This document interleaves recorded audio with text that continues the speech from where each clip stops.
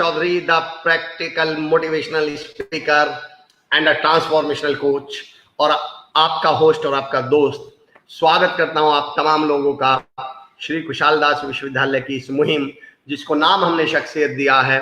लेकिन इस शख्सियत सीरीज में भी आज हम एक नई शुरुआत करने वाले हैं, एक नई परंपरा करने वाले हैं। साथियों, मेरी आपसे दरख्वास्त ये है, जब ये बी लाइव का सेशन होता है तो हम लोग डायरेक्ट नहीं देख पाते आप में से कितने लोग जुड़ चुके हैं, कौन कौन लाइव हैं।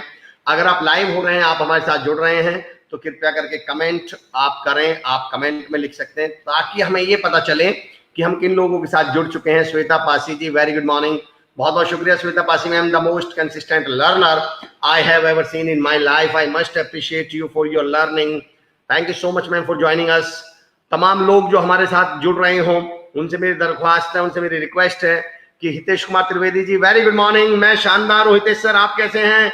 बहुत अच्छा लग रहा है हितेश सर आपको देख के। फिरोज बादला सरपंच साहब, वेरी गुड मॉर्निंग सरपंच साहब, आपको मैं आपकी कंसिस्टेंसी को सैल्यूट करता हूं। बलदेव सर, आपके सवाल बहुत अच्छे होते हैं, आप हमेशा हमसे जुड़ते हैं, thank you so much. Doctor Vikram Singh Aulakh हमसे जुड़ चुके हैं, जो एसकेडी श्री कुशाल दास विश्वविद्यालय के बहुत ही बेहतरीन एजुकेशन के बहुत ही बेहतरीन टीचर हैं। आई पर्सनली अप्रिशिएट हिम, मैं पर्सनली उनको बहुत अप्रिशिएट करता हूं। प्रमोद सहगल सर, जय हिंद, I am positive energy, we all love you Amar sir. Pramod Sehgal, I love you too, thank you so much for joining us. Lalit Rathore साहब, very good morning. Mukesh Bhatnagar sir, जो हमारे लिए एक प्रेरणा स्रोत हैं, मुकेश भटनागर सर, यकीन जानिए जिस तरह निस्वार्थ सेवा में निस्वार्थ मोटिवेशन कर रहे हैं, उसके लिए बहुत बहुत शुक्रिया। बुद्धि लोमोट सर, राम राम भाई जी, राज सारी साहब, बुद्धि लोमोट सर हमारे बड़े भाई हैं।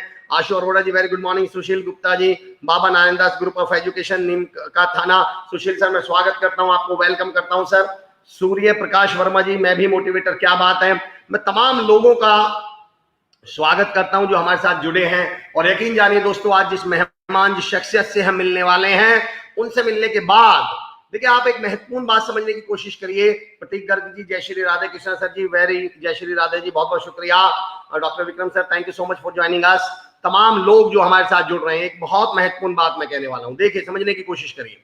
जब हम, Rishabh Garg ji, very good morning, जब हम लोग, याद है जब हम एग्जाम्स की तैयारियां किया करते थे तो वहां पे एक आईएमपी क्वेश्चंस हुआ करते थे, जिन्हें हम इंपॉर्टेंट क्वेश्चंस बोलते हैं। श्री कुशाल दास विश्वविद्यालय पिछले 1 महीने से 1.5 महीने से आईएमपी के एमपी पे तो काम कर रहा है। MP means motivation, P4, M4 motivation, P4 positivity. लेकिन आज जीपी सिंह सर के आ जाने से ये जो हमारा आई बचा हुआ था, I4 इंफॉर्मेशन, तो आज का जो हमारा सेशन इंफॉर्मेटिव सेशन होने वाला है, जब ये जीपी सिंह सर द्वारा दी गई आई यानी इंफॉर्मेशन एमपी के साथ जुड़ेगी, तो ये हमारा जो प्रोग्राम है वो बन जाएगा IMP। दोस्तों, मैं आगे बढ़ने से पहले आपको इंफॉर्मेशन के महत्व के बारे में 2 लाइन बोल दूं। Yuvraj Saraswat, thank you so much for joining us. Rahul Kumar Mukhiya ji, thank you so much for joining us. जय हिंद sir, I am a law student advocate Sunil Kadela साहब, स्वागत है आपका। मलिक गुरु जी, जय हिंद भाई जी, Jai Soni ji, thank you so much for good morning. मेरा एक पॉइंट समझने की कोशिश करिए दोस्तों, try to understand my point, जो मैं एक मैसेज देना चाह रहा हूं। इंफॉर्मेशन की वैल्यू और इंफॉर्मेशन की वाट समझिएगा। आप कहीं एक रास्ते से जा रहे होते हैं और आपको एक बोर्ड दिखाई पड़ता है जिस पे लिखा होता है आगे रास्ता बंद है। उस एक बोर्ड ने, उस एक इंफॉर्मेशन ने आपको 10 किलोमीटर भटकने से बचाया है, आपका 2-3 लीटर पेट्रोल बचाया है, आपका समय बचाया है, और उससे ज्यादा आपकी फ्रस्ट्रेशन बचाई है। आप अगर वापस वहां से लौटते तो आपको बहुत फ्रस्ट्रेशन होने वाली थी। आज का जो हमारा सेशन है, ये उसी बोर्ड का काम करने वाला है, जो हमारा समय बचाएगा, जो हमारा टाइम बचाएगा, जो हमारी एनर्जी बचाएगा। और मैं जीपी सिंह सर का स्वागत करने से पहले ये कहना चाहता हूं कि वक्त पर मिली गई इंफॉर्मेशन की पावर समझिए। पंकज उपल सर, जय Hind, thank you so much. Manish Saini साहब, थैंक यू। अभिषेक सोधी साहब, थैंक यू।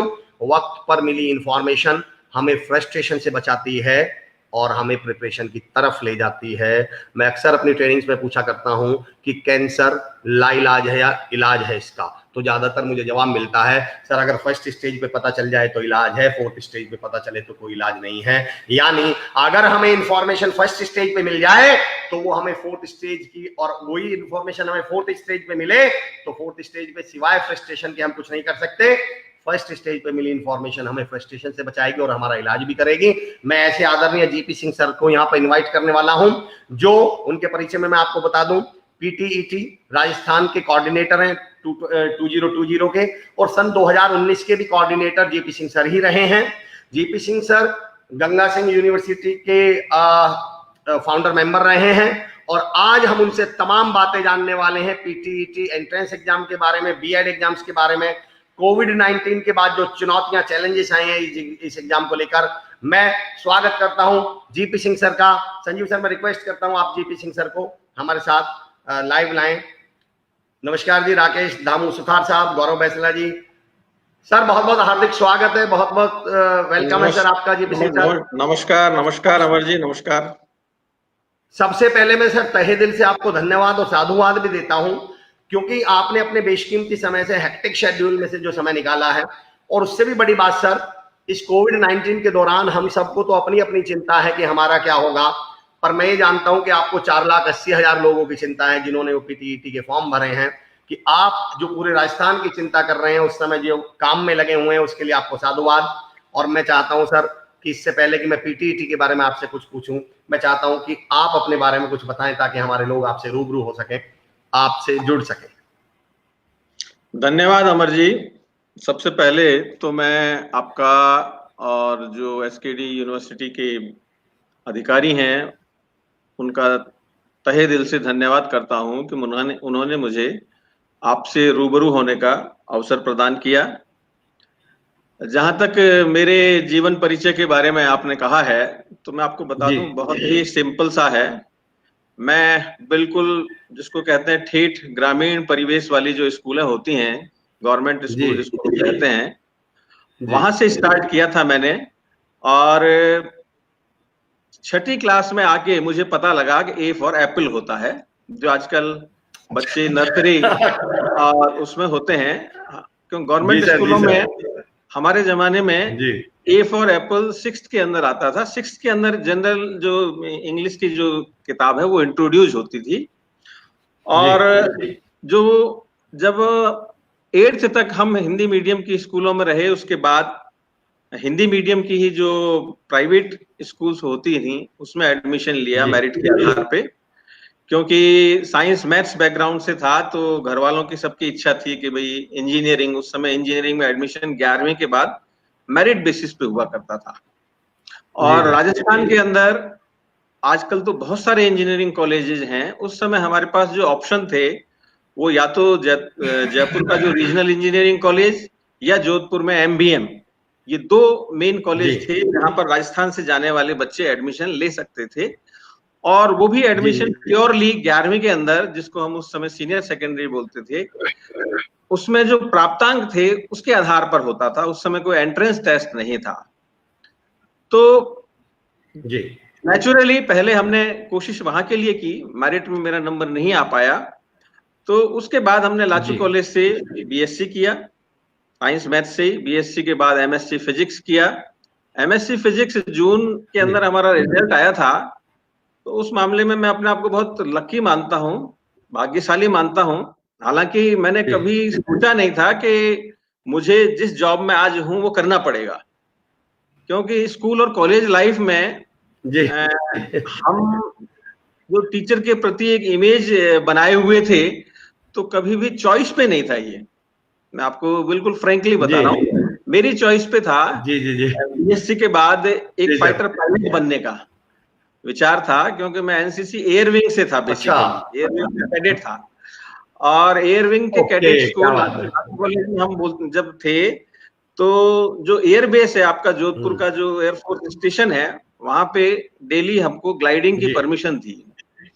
तो हम लोग ग्लाइडिंग करने जाया करते थे। तो घर वालों के, अड़ोसियों पड़ोसियों के टारगेट पे भी आ गए थे, क्योंकि ये मानना होता था कि भाई पढ़ाई सबसे जरूरी है।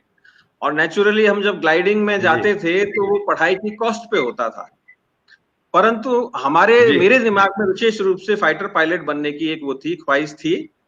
और मैं नंबर 1 जो एएफएसबी है आपका देहरादून में, वहां पे एसएसबी इंटरव्यू देने भी गया। और मैं आपको जानकारी के लिए बताऊं, इसमें सबसे पहले होता है PABT test, aptitude and battery test. Air force में एंट्री के लिए वो एक बार ही होता है। अगर आप उसमें एक बार फेल हो जाते हैं तो फिर आपको कोई दूसरा चांस नहीं मिलता। और मेरे सामने ये बड़ा, हाँ, मेरे सामने ये बड़ा धर्म संकट था कि जब मेरी एसएसबी की कॉल आई देहरादून से, तो ठीक एक हफ्ते बाद मुझे एमएससी प्रीवियस की परीक्षाएं भी देनी थी। तो घर में एक बड़ा द्वंद सा था कि भाई परीक्षा देनी है या एग्जाम एसएसबी देने जाना है। तो फिर मैंने ये तय किया कि भाई एसएसबी तो देंगे, अगर सेलेक्ट हो गए जब तो एमएससी देनी ही है, और सेलेक्ट नहीं हुए तो एक पेपर की रिस्क ज्यादा से ज्यादा होगी, पहला पेपर हो सकता है खराब हो जाए, उसको फाइनल के साथ अपन कर लेंगे। इस कॉन्फिडेंस के साथ मैं देहरादून गया, और पायलट एप्टीट्यूड और बैटरी में ही मान लीजिए फेल हो गए तो मैं एक दिन बाद ही आ जाऊंगा, क्योंकि जाते ही सबसे पहले वहां पीएबीटी टेस्ट होता है एसएसबी के अंदर, जैसे बोर्ड में आप जाते हैं, और जो मैक्सिमम जो है पीएबीटी में फेल हो जाते हैं तो उनको वो नेक्स्ट डे रिलीव करके वहां से रवाना कर देते हैं। बाकी बोर्ड पूरा 5 दिन तक चलता है। तो फॉर्चुनेटली मैं पीएबीटी तो क्वालिफाई कर गया, पर जो फाइनल स्कोर था वो मेरे को सेलेक्ट जगह नहीं दिला पाया फाइटर पायलट की उसमें। फिर मैंने वापस आके जोधपुर में अपनी एमएससी की परीक्षाएं दी। जिस दिन मैं जोधपुर पहुंचा नेक्स्ट डे से मेरी परीक्षाएं थी, and fortunately I could clear those examinations. उसके बाद मैंने कहीं आरएएस या किसी दूसरी परीक्षा की तरफ निगाह नहीं की। आरएएस की परीक्षा मैंने कभी जिंदगी में नहीं दी। ये लेक्चरशिप का भी शुरुआत में मेरिट बेसिस पे एडमिशन सिलेक्शन होता था, टेम्परेरी सिलेक्शन होता था। तो नागौर में मेरे को पहली पोस्टिंग मिली, 2 साल जब मैंने जॉब किया तो मेरा मन धीरे धीरे बदला, और मैंने कहा यार अपन ने जो ये व्याख्याताओं के प्रति या टीचर्स के प्रति या लेक्चरर्स के प्रति जो मैंने दिमाग में जो धारणा पाल रखी थी वो सही नहीं है, और ये जॉब भी अच्छा है। और मुझे नागौर जमाने में बहुत डिस्टर्ब्ड कॉलेज हुआ करता था, क्योंकि वहां जो बच्चे थे, एवरेज जो स्टूडेंट्स थे उनकी हाइट मेरे से 2 या 3 इंच ज्यादा ही थी। मैं उनके सामने बच्चा सा लगता था। और तो बिहेवियरल डिफरेंस भी था एरिया वाइज, क्योंकि मैं जोधपुर से था और नागौर का जो लैंग्वेज कॉन्फ्लिक्ट्स और बहुत सारी चीजें थी। But fortunately I could manage all those, और 2 साल के अंदर मुझे ऐसा कॉन्फिडेंस आया कि मैंने डिसाइड किया कि भाई ये जॉब तो अच्छा है। फिर भी मैंने एक आईएएस की परीक्षा दी थी, आईएएस प्रीलिम्स क्लियर किया, फाइनल तक मैं गया, उसमें मेरा फाइनल सिलेक्शन नहीं हो पाया। और फिर उसके बाद कंटिन्यूअसली मैं इसी जॉब में हूं, और बहुत सेटिस्फेक्शन के साथ मैंने करीब 35.5 साल का जॉब पूरा कर लिया है। जहां भी रहा हूं, 6 गवर्नमेंट कॉलेजेस में मैंने जॉब किया है। कहीं भी मैंने अपने जो स्टूडेंट्स हैं उनको निराश नहीं किया, अपने जो प्रशासन है, अपना जो सीनियर्स हैं उनको निराश नहीं किया। जो भी काम दिया, पढ़ाई के अलावा भी अगर उन्होंने मुझे कोई वर्क असाइन किया तो मैंने फुल कॉन्फिडेंस के साथ उसको किया है। कभी भी ये नहीं कहा कि साहब ये काम मुझे नहीं आता, ये मेरे उसमें नहीं था कि साहब नहीं आता तो सीख लेंगे, कोई बात नहीं। साथ मैंने लाइफ 35 साल का सफर किया है। Thank you.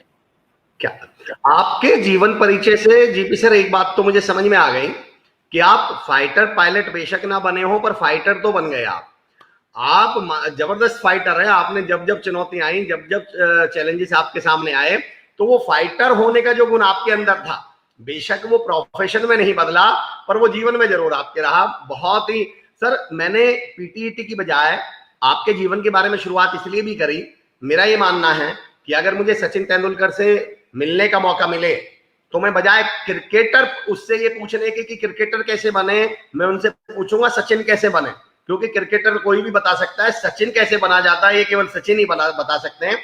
अब मैं आपसे पीटीईटी के तो सवाल पूछूंगा ही सर, बीच बीच में मैं आपसे कैसे कोई व्यक्ति फर्श से अर्श तक की यात्रा कर सकता है ऐसे भी सवाल पूछता रहूंगा। सर मेरा पहला सवाल पीटीईटी से रिलेटेड, इस साल पीटीईटी में कितने फॉर्म भरे गए हैं सर? इस साल कितने लोगों ने अप्लाई किया है, कितने स्टूडेंट्स ने अप्लाई किया है? अभी सर उससे पहले मैं एक बात बोल दूं, जीपी सर मैं एक बात बोल दूं उससे पहले, ऋषभ कुमार गर्ग कह रहे हैं कि हम जीपी सर का खड़े होकर स्वागत करते हैं। अभिषेक सोधी जी कह रहे हैं GP Singh sir is a great person. तमाम लोग जुड़ चुके हैं सर हमारे साथ, और जो आपको जानते भी हैं बहुत सारे लोग, थैंक यू आपको नमस्कार बोल रहे हैं, गुड मॉर्निंग बोल रहे हैं, आपको सम्मान दे रहे हैं। Good morning to all. GP Singh sir का बहुत आभार जिन्होंने छात्रों का मार्गदर्शन किया है। सर पीटीईटी में कितने फॉर्म भरे गए हैं इस बार? इस बार के पीटीईटी के अंदर अभी तक हमारे पास 4,80,926 फॉर्म आ चुके हैं।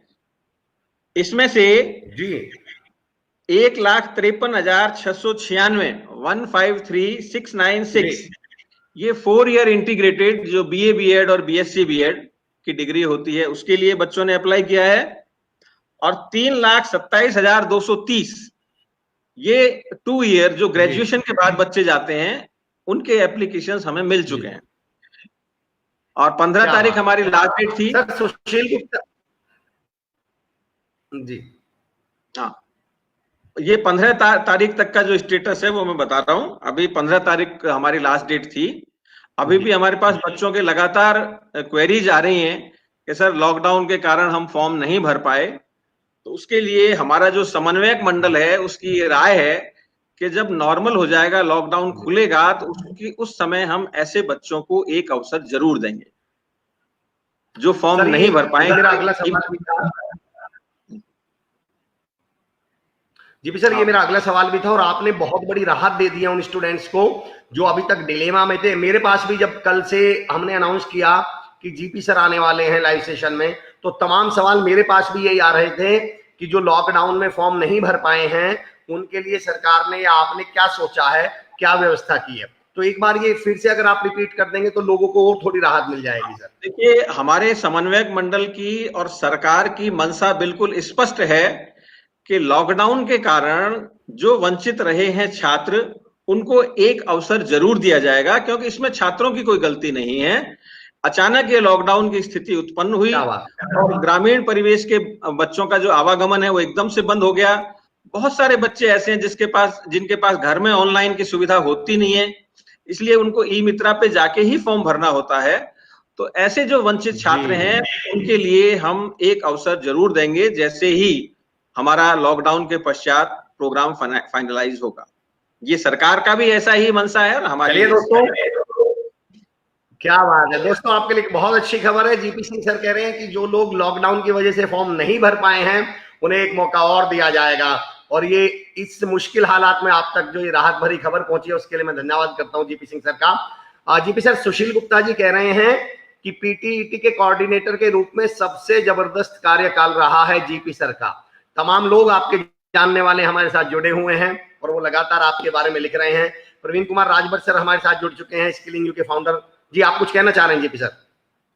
मैं ये भी कहना चाह रहा हूं, कुछ छात्रों की ये भी क्वेरी थी कि साहब फॉर्म भरते समय हमारे कुछ त्रुटि रह गई। त्रुटि इन द सेंस के वो कैटेगरी सही नहीं भर पाए। इसमें ज्यादातर बच्चों की ये धारणा होती है, यहाँ भी जब मैं बच्चों से मिलता हूं तो बच्चे ये कहते हैं कि ई मित्रा वाले भैया की गलती से मेरा फॉर्म गलत हो गया। तो मैं सभी बच्चों को आपके माध्यम से ये संदेश देना चाहता हूं कि ई मित्रा वाला तो एक बीच में सर्विस प्रोवाइडर है। ये आपका दायित्व है, आपकी ड्यूटी है कि उसने जो भी एंट्री की है उसको आप स्क्रीन पर चेक कर लें और उसको ओके करें, सही हो वो। क्योंकि प्रॉब्लम क्या होती है कि अगर किसी बच्चे ने, ई मित्रा वाले ने गलती से, कोई मेल ओबीसी है और उसने अगर उसको फीमेल ओबीसी कर दिया है तो उसके सामने, बच्चे के सामने बाद में बहुत बड़ा संकट आ जाता है। तो इसलिए इस तरह की बच्चे क्या लास्ट तक पढ़ते ही नहीं है अपने फॉर्म को, और लास्ट में जब एडमिशन होता है तो फिर वो हमारे पास आते हैं, सर अब इसको आप करेक्ट कर दीजिए। और चूंकि भोले भाले ग्रामीण परिवेश के बच्चे होते हैं तो उनको बड़ा यूं आसान सा लगता है, और हमारा सारा जो मॉड्यूल है ऑनलाइन है, उसमें हम चाहते हुए भी एक स्टेज के बाद करेक्शन नहीं कर सकते। तो ऐसे सभी छात्रों की जो परेशानी है उसको समझते हुए हमने इस बार ये निर्णय लिया है कि सारा कार्य, चूंकि लॉकडाउन है इसलिए ऑनलाइन होगा। एक भी बच्चे को पीटीईटी कार्यालय में आने की जरूरत नहीं है। आज से ही हमने जो करेक्शन पैनल है वो लाइव कर दिया है। आप वेबसाइट पे, पीटीईटी की जो वेबसाइट है उस पे जाके अपना करेक्शन कर सकते हैं। जो भी आपका करेक्शन है, मान लीजिए डिफेंस की कैटेगरी लिखना भूल गए, कोई डिवोर्स महिला है वो लिखना भूल गई, ओबीसी में कोई पीएच लिखना भूल गया, इस तरह के इश्यूज आते हैं बाद में, क्योंकि रिजर्वेशन पॉलिसी के अंदर कैटेगरी से आपका एडमिशन बहुत प्रभावित होता है। इसलिए आपके माध्यम से मैं बच्चों को, ये सभी को ये बताना चाहता हूं कि करेक्शन पैनल पे जाकर आप अपने डेटा को, अपनी प्रोफाइल को अपडेट कर लें, और आपके ई मित्रा वाले भैया ने जो आपको फॉर्म का प्रिंट आउट दिया है उसको एक बार जरूर पढ़ लें, क्योंकि क्या बात है। कई बार ऐसा होता है चौधरी साहब के बच्चे जब परीक्षा देने जाते हैं उनको पता ही नहीं होता है, वहां पर फोटो किसी और की लगी होती है, दस्तखत किसी और के होते हैं जो उनके फॉर्म अच्छा। वहां जाके उनको पता लगता है कि साहब ये तो मेरा ही था। उस समय फिर वो जो परीक्षा अधीक्षक हैं वो उनको, तो कम से कम ऐसी लापरवाही ना, आप स्वयं का फार्म है आप उसको ढंग से पढ़ लें, उसमें अगर कोई गलती रह गई है तो समय रहते उसका सुधार कर लें, क्योंकि एक बार जब कॉलेज अलॉटमेंट प्रोसेस शुरू हो जाता है तो उसमें करेक्शन हम अलाउ नहीं कर सकते। ये आपके माध्यम से मैं बच्चों को बताना चाहता हूं। दो बातें आपने बहुत महत्वपूर्ण कही हैं, बहुत बहुत शुक्रिया सर इतनी महत्वपूर्ण जानकारी के लिए। दोस्तों दो बातें यहाँ बहुत महत्वपूर्ण हैं। एक तो सर ने कहा है कि आप करेक्शन पैनल पर जाकर, वेबसाइट के करेक्शन पैनल पर जाकर अगर कोई भी त्रुटि है तो अभी भी हमारे पास मौका है, आप वहां पे करेक्शन कर सकते हैं। दूसरा एक बहुत महत्वपूर्ण बात जो सर ने कही है, जो बहुत बेसिक गलतियां हम करते हैं, आपका फॉर्म भरा जा रहा है दोस्तों, ई मित्र या आपके किसी और मित्र का फॉर्म नहीं है। कृपया करके अपना फॉर्म स्वयं चेक कर लें एक बार। ई मित्र केवल एक माध्यम है, फॉर्म आपका ही है। गलती हुई तो आपको भुगतनी पड़ेगी, ना कि उस ई मित्र को। तो सर बिल्कुल सही कह रहे हैं। और वैसे भी दोस्तों हम पीटीईटी का फॉर्म भर रहे हैं, आप सोच के तो देखिए, आपसे कुछ उम्मीदें तो की जाती होंगी कि कम से कम अपना फॉर्म तो चेक कर लें। बहुत बहुत शुक्रिया जीपी सर, बहुत बहुत शुक्रिया। डॉक्टर गणेश शर्मा सारस्वत कह रहे हैं सर कि जीपी सर इस संभाग की बहुत अच्छी प्रतिभा है, मैं उनका व्यक्तिगत सम्मान करता हूं। डॉक्टर गणेश शर्मा सारस्वत जी ऐसा कह रहे हैं, बहुत बहुत शुक्रिया। धन्यवाद धन्यवाद धन्यवाद। आप कमेंट नहीं पढ़ पा रहे होंगे इसलिए मैं आपको कमेंट पढ़ पढ़ के बता रहा हूं सर। काफी लोग हमारे साथ जुड़ चुके हैं। मैं दोस्तों आपसे एक रिक्वेस्ट और भी कर रहा हूं, और रिक्वेस्ट मेरी ये है कि आज का सेशन इतना महत्वपूर्ण है, इतना महत्वपूर्ण है, 4,80,900 कुछ छात्रों की जीवन का सवाल है, तो कृपया करके इसको आप शेयर करें, वॉच पार्टी करें, ज्यादा से ज्यादा लोगों तक ये इंफॉर्मेशन पहुंचना बहुत ही जरूरी है। जीपी सर मैं एक सवाल कमेंट्स में से ले लेता हूं कि सर इस ईयर बीए बीएड का पेपर कब होगा, प्लीज बताइए। देखिए हमारा जो मूल कार्यक्रम था उसके हिसाब से पेपर 10 मई को होना था, परंतु अचानक ये जो लॉकडाउन की स्थिति उत्पन्न हो गई है तो सारी प्रतियोगी परीक्षाएं शिफ्ट हो रही हैं। तो हमारा भी जो पेपर है वो 10 तारीख को तो नहीं हो पाएगा। मैं आपके माध्यम से सबसे पहले ये सूचना प्रेषित कर देता हूं कि 10 तारीख वाली परीक्षा आगामी आदेश तक स्थगित रहेगी। कब होगी इसका फैसला हम लॉकडाउन का जब फैसला हो जाएगा उसके बाद निर्णय लेंगे, जैसी भी स्थिति होगी, क्योंकि ये परीक्षा पूरे राजस्थान से संबंधित है। तो पूरे राजस्थान में क्या स्थिति है उसके आधार पर सरकार के साथ मिलकर हमें निर्णय लेना पड़ेगा। ऐसा नहीं हो सकता कि एक जिले में अगर स्थिति अच्छी है तो हम वहां पे परीक्षा करा दें और जिस जिले में कर्फ्यू है या स्थिति अच्छी नहीं है वहां पे परीक्षा नहीं हो, ये बात संभव नहीं है।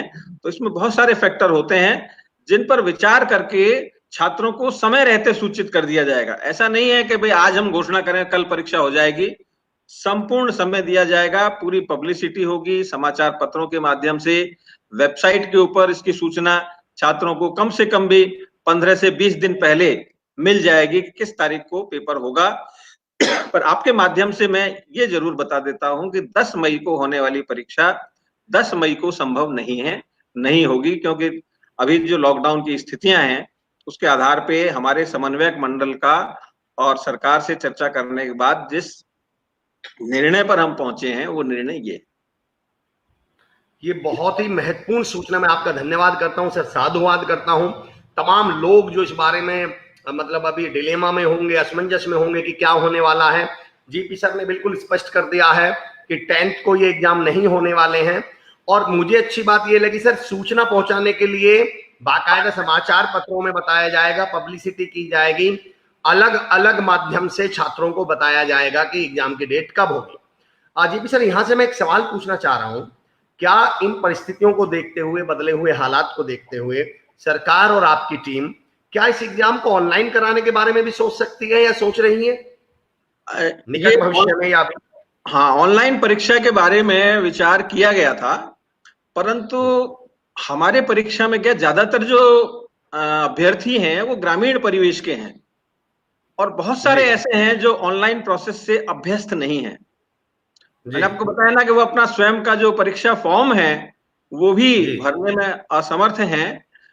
तो ऐसी स्थिति में कल जो एचआरडी ने कमेटी बनाई थी, दिल्ली में सेंट्रल यूजीसी ने जो कमेटी बनाई थी, उसका भी ऐसा ही मानना था और उसकी रिपोर्ट भी यही आई है कि रेगुलर जो एग्जामिनेशन है, टेक्निकल एजुकेशन में तो फिर भी पॉसिबल होता है, आईआईटी वगैरह में तो फिर भी ये बात संभव हो जाती है, क्योंकि वहां बच्चों का जो कैलिबर है थोड़ा अलग तरह का होता है और उनके पास सुविधाएं भी होती हैं।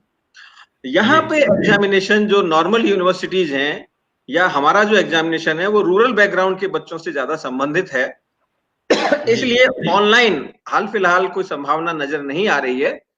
फिर भी क्या स्थिति बनती है, भविष्य के गर्त में क्या है, ये अभी कहना बड़ा मुश्किल होगा, क्योंकि अभी हमारी सबकी जो प्राथमिकता है वो है कोरोना नामक महामारी से किस तरह से बचा जाए जी। परंतु इसका तात्पर्य ये भी नहीं है कि हम डर के घर में बैठ जाएं।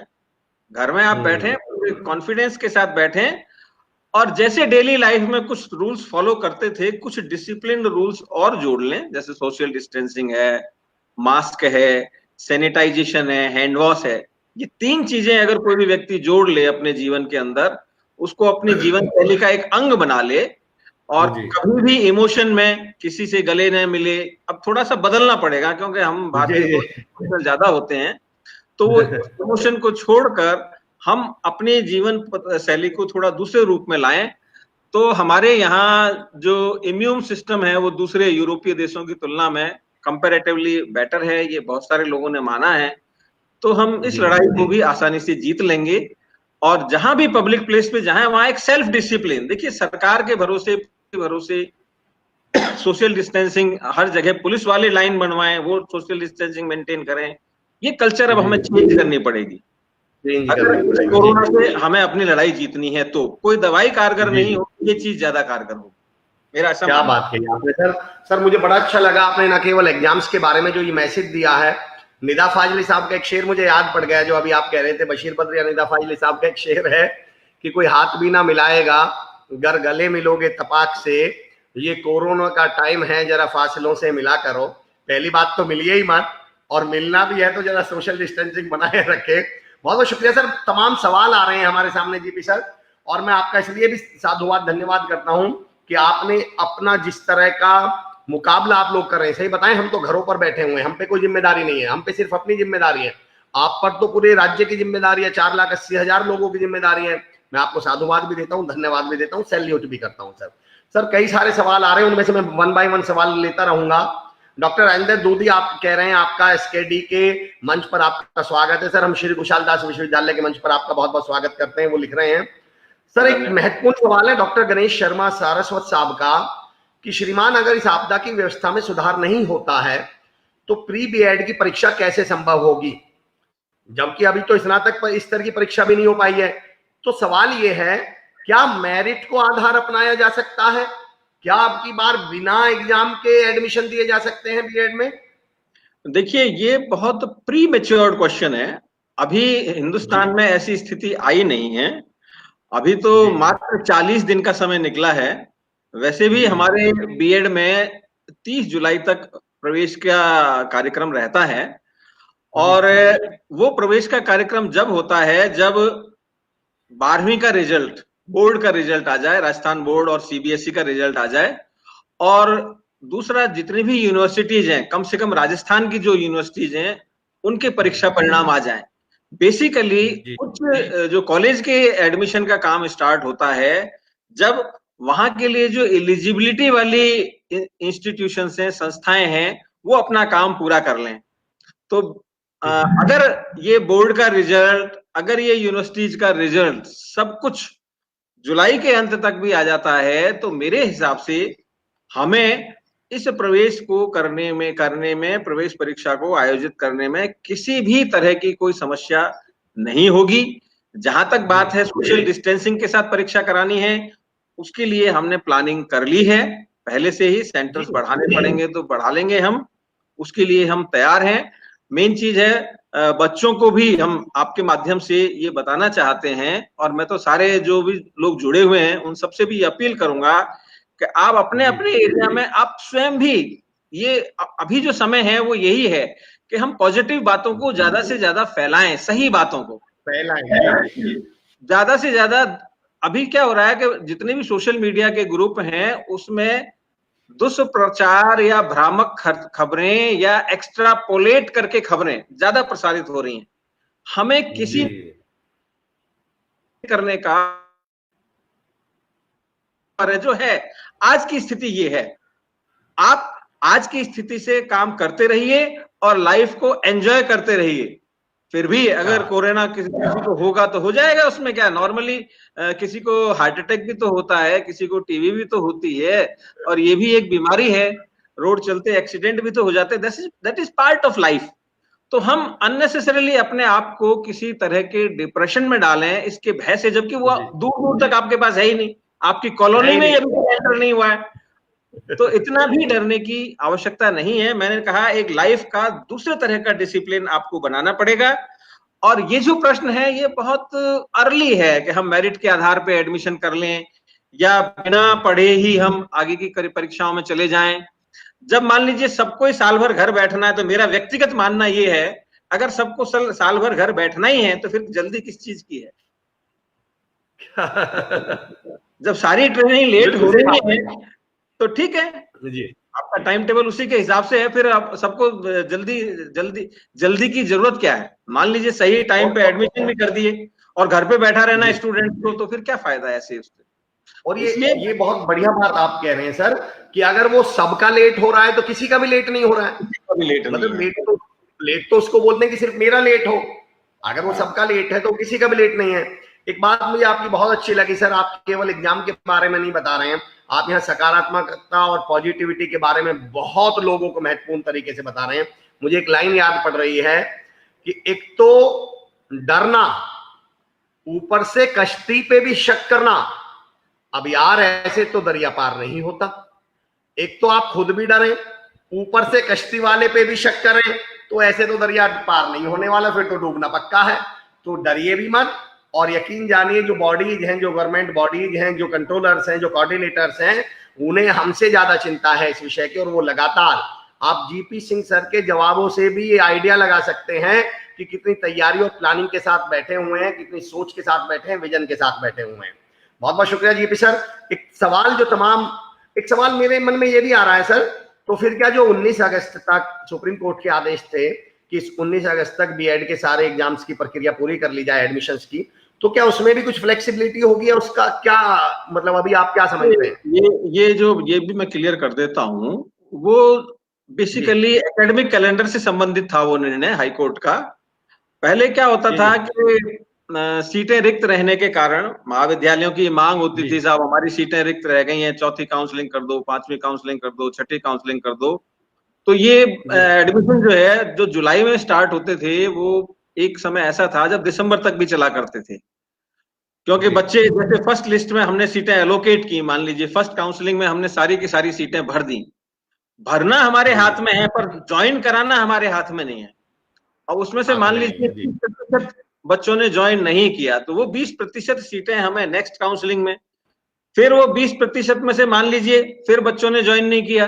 तो इस तरह से ये 100% जो सीटों का एलोकेशन है वो एक बहुत लंबी प्रक्रिया है। उसको लेकर हाईकोर्ट में कुछ लोग गए, एक इसमें कमेटी बनी गवर्नमेंट की तरफ से, और हाईकोर्ट ने ये निर्देश जारी किया कि आप ये जो पाठ्यक्रम है बीएड पाठ्यक्रम, उसके लिए एकेडमिक कैलेंडर बनाइए।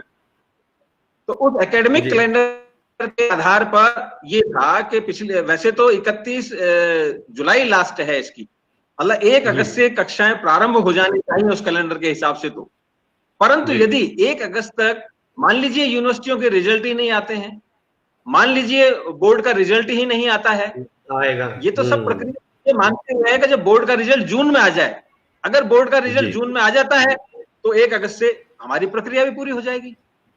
तो ये, और मैं समझता हूँ सर ये आदेश भी तब आया होगा जब हम कोविड-19 को फेस नहीं कर रहे थे, एक सामान्य परिस्थितियों में आया हुआ आदेश होगा। ये तो बहुत पुराना हाँ आदेश हाँ है, हाँ, बिल्कुल सर, ये बहुत बिल्कुल। पुराना आदेश है। और उसके लिए कोर्ट में हम बाकायदा कोर्ट माननीय न्यायालय के सामने एप्लीकेशन लगाकर उसमें छूट ले लेंगे, जी और उस कारण जी से जी कोई नुकसान नहीं होगा। पिछली साल भी जैसे हम 19 दिन लेट चल रही थे, क्योंकि कुछ विश्वविद्यालयों का परीक्षा परिणाम लेट हो गया था, तो कोर्ट से हमने एप्लीकेशन लगा के 19 दिन का टाइम लिया था, क्योंकि 31 जुलाई को तो हम बहुत सारे एडमिशन नहीं कर पाते, जो स्थिति थी। क्या? और इस बार भी जब ये स्थिति आ जाएगी तो कोर्ट से एप्लीकेशन लगा के माननीय न्यायालय के सामने भी ये पक्ष रखेंगे, और जो भी निर्णय है सरकार के माध्यम से, न्यायालय के माध्यम से, छात्र हित में ही लिया जाएगा। छात्रों का नुकसान कतई नहीं होने दिया जाएगा। ये मेरा आपसे एश्योरेंस है। बातचीत करके सर, जीपी सर यकीन जानिए, मैं तो इस समय होस्ट हूं आपका, मैं पीटीईटी का फॉर्म नहीं भरा हुआ है मैंने, लेकिन मुझे आपसे बातचीत करके ना पता है कैसी फीलिंग आ रही है। जो एक डर है बच्चे का, जो एक स्टूडेंट का डर है, वो कहीं ना कहीं विश्वास में कन्वर्ट होता जा रहा है। वो डर निकल के कॉन्फिडेंस आ रहा है उसको। और आपका व्यवहार और बातचीत से मेरे मन में एक फीलिंग आ रही है, जैसे कोई बड़े बड़े भाई या बड़े बुजुर्ग अपने बच्चों के सर पे हाथ रख के बोलते हैं ना, चिंता मत करो हम है ना। तो वो हम है ना वाली फीलिंग मुझे ऐसा लग रहा है इस समय तमाम लोगों के मन में आ रही होगी, कि जो हमारे बड़े ऊपर बैठे हुए हैं, जो जिम्मेदार पद पे बैठे हुए हैं, वो हमारे बारे में बहुत सोच रहे हैं, हमारे लिए बहुत अवेयर हैं, और हमसे ज्यादा वो कंसर्न है इन सारी चीजों को लेकर। तमाम लोग लिख भी रहे हैं इस विषय में कि बहुत बहुत शुक्रिया सर, आपसे बात करके बहुत अच्छा लग रहा है, हमें कॉन्फिडेंस आ रहा है। सुनीता भार्गव मैम ने एक बात कही थी कि एक तो बच्चों से कहा जाए कि वो अपने ईमेल्स को अपडेटेड रखें। ज्यादातर बच्चे अपने ईमेल्स को अपडेटेड नहीं रखते हैं, ताकि उनको सूचना समय पर पहुंच जाए। दूसरा, वो लिख रहे हैं ऑनलाइन करवाया जाए, टीचर्स एजुकेशन को भी टेक्नोलॉजी से दूर नहीं है। लेकिन सर पहले भी बोल चुके हैं, अभी वो संभव, अभी ऐसा हो सकता है, पर ग्रामीण क्षेत्रों की वजह से थोड़ी दिक्कत हो सकती है। आशीष दुआ साहब, आपके भी सवाल का जवाब कहीं ना कहीं सर दे ही चुके हैं। सर मैं अगला सवाल ये जानना चाह रहा हूं, बहुत ही सकारात्मक सोच है सर। वास्तविकता में आपने जो व्यक्ति नकारात्मक सोच रखते हैं उनके लिए प्रेरणा का काम किया है। बहुत बहुत धन्यवाद सर। सागर लड्ढा साहब कह रहे हैं good morning sir, keep patience, be brave, think different, innovate and implement. क्या बात है सर। तमाम लोग बड़े पॉजिटिव फील कर रहे हैं सर आपसे बात करने के बाद। तमाम लोगों को लग रहा है कि हाँ, हम सुरक्षित हाथों में हैं, हम सही हाथों में हैं। सर मेरा एक सवाल ये भी है, क्या बीएड के सत्र के जो 220 वर्किंग डेज होते हैं, क्या उनको भी कम किया जा सकता है? ऐसा भी कोई ऑप्शन, ऐसा भी कोई मन में विचार? हमारे हाथ में नहीं है, ये एनसीटी के हाथ के हैं ये रेगुलेशन जो है। जी बीएड के जो एकेडमिक डेज होते हैं उस, जी ये केवल राजस्थान का नहीं है, पूरे भारतवर्ष का है। तो अगर कोविड-19 को जी ध्यान में सर जी रखते हुए वो अगर, जी मेरे ख्याल से ऐसा कुछ भी नहीं है, क्योंकि अभी जो स्थिति सामने है, ज्यादातर जो रेगुलेटरी जी बॉडीज हैं वो ये कह रही हैं कि इसको आप हैं, उनको ये कहा गया है कि आप ऑनलाइन बच्चों का मार्गदर्शन कीजिए। तो ये जी भी जी वर्किंग डेज में ही संभवतः काउंट हो जाएंगे, और काउंट हो जाएंगे तो ओके बच्चों को और उसको किसी तरह का कोई नुकसान नहीं होगा। क्योंकि ज्यादातर जी जी इंस्टीट्यूशंस तरह का काम कर रहे हैं, बच्चों को नोट्स, बच्चों के मार्गदर्शन के लिए जितने भी व्हाट्सएप ग्रुप हैं, सोशल मीडिया के ग्रुप्स हैं, उनके माध्यम से वो उनसे कनेक्ट हो रहे हैं। उनके टीचर्स काम कर रहे हैं, बहुत अच्छा काम कर रहे हैं, मेरी जानकारी में जी है। जी बहुत बहुत शुक्रिया। हमें लग भी रहा है सर अब आपसे बात करके। सहारन राजेश जी लिख रहे हैं पीटीईटी तो बाद की बात होगी, पहले एलिजिबल क्लासेस के एग्जाम और रिजल्ट कब आएंगे वो तो फाइनल हो पहले। बिल्कुल सही कह रहे हैं, वो आप भी वही कह रहे हैं कि अगर उनमें डिले होता है तो जाहिर सी बात है, एक चैलेंज तो रहेगा। सर मैं एक चीज जीपी सर मैं ये जानना चाह रहा हूँ आपसे, कि क्या कोविड-19 जो समस्या आई है, जो चुनौती आई है हमारे सामने, ऐसा किसी के ख्याल तो मन में था नहीं, लेकिन चलिए अब की बात तो चीजें नहीं होंगी, लेकिन क्या इसने कहीं एक मैसेज दिया है आगे की तैयारियों के लिए? आगे कोई विजन हमें दिया है, आगे की कोई प्लानिंग के लिए हमें कुछ इसने एक नई सोच दी है क्या? निवेदन किया कि भविष्य के लिए हमें एक तो आईटी का जो कंस्ट्रक्टिव यूज है, प्रॉपर यूज है, वो सारे जी इंस्टीट्यूशंस को अपने आप को अपडेट करना होगा। सरकार ने बहुत जी सारे जी नियम तो बना रखे हैं, जैसे सभी बीएड कॉलेजों के लिए ये मैंडेटरी है कि वो अपनी एक वेबसाइट मेंटेन करके रखेंगे, उसको लाइव जी नॉलेज के लिए, वो सब इसीलिए है। तो अगर मान जी लीजिए सभी कॉलेजों की वेबसाइट सही ढंग से काम कर रही है, तो वो अपने अपने वेबसाइट पर छात्रों की समस्याएं जो हैं उनका समाधान करते रहें, एकेडमिक समस्याएं हैं तो उनका समाधान करते रहें। अब जब लॉकडाउन में छात्र वहां आ ही नहीं सकते तो घर बैठे भी उनका मार्गदर्शन वो कर सकते हैं। तो भविष्य के लिए भी अगर ये लंबा खिंचता है तो हमें कुछ ना कुछ इस तरह की प्रोसेस के ऊपर जाना ही पड़ेगा। इस तरह की जो सोशल प्लेटफॉर्म्स हैं उनका ज्यादा से ज्यादा उपयोग करना पड़ेगा। जी भी सर, मैंने जैसा कि शुरू में ही कहा था कि मैं सचिन से मिलने पर केवल ये गलती नहीं करूंगा कि क्रिकेट के बारे में ही जानता रहूं, सचिन के बारे में भी कुछ जानूं। जी भी सर, आपके अपने जीवन में कभी कोई ऐसी चुनौती, एक ऐसी मुश्किल आई जब आपको लगा हो कि पता नहीं अब क्या होगा, मैं क्या करूं, आपको लगा होगा पता नहीं अब तो मेरे हाथ में कुछ नहीं, और आपने उस समय उसका सामना कैसे किया, अपने आप को सकारात्मक कैसे बनाए रखा? देखिए, दो स्थितियां मेरे जीवन में आई थी। एक तो स्टूडेंट लाइफ में जब मैं पायलट बनना चाहता था, वो स्थिति मैंने आपको नरेट कर दी। दूसरी स्थिति जब आई, जब सरकार ने एक आदेश जारी करके, मुझे आज भी याद है, 13 फरवरी 2004 को सरकार ने एक आदेश जारी किया और हमें ये कहा गया कि भाई बीकानेर यूनिवर्सिटी, जिसका नाम आज महाराजा गंगा सिंह यूनिवर्सिटी है, आप लोगों को इसकी परीक्षा करानी है। तो हम डूंगर महाविद्यालय से 5 व्याख्याताओं को डेप्यूट किया गया था, डेपुटेशन पे भेजा गया था। और चूंकि हमारा मूल विषय पढ़ाने का होता था, विश्वविद्यालय की परीक्षाओं का हमें कोई अनुभव भी नहीं था, और ये आदेश अचानक आया था क्योंकि नियुक्तियां, विश्वविद्यालय तो खुल गया था पर नियुक्तियां नहीं हो पाई थी। तो सरकार ने ये निर्णय लिया कि भाई, हमारे डूंगर कॉलेज में ही ये यूनिवर्सिटी चलती थी, जहां आज पीटीईटी का कार्यालय है, उसी भवन के अंदर विश्वविद्यालय चलता था।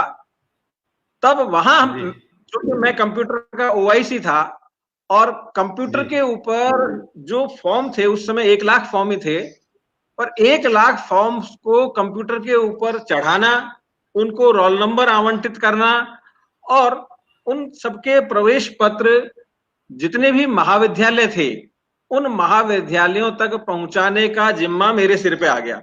जब वहां काम का बंटवारा हुआ तो कंप्यूटर का जो काम है वो मुझे मिला, किसी को सीक्रेसी मिला, किसी को कुछ मिला।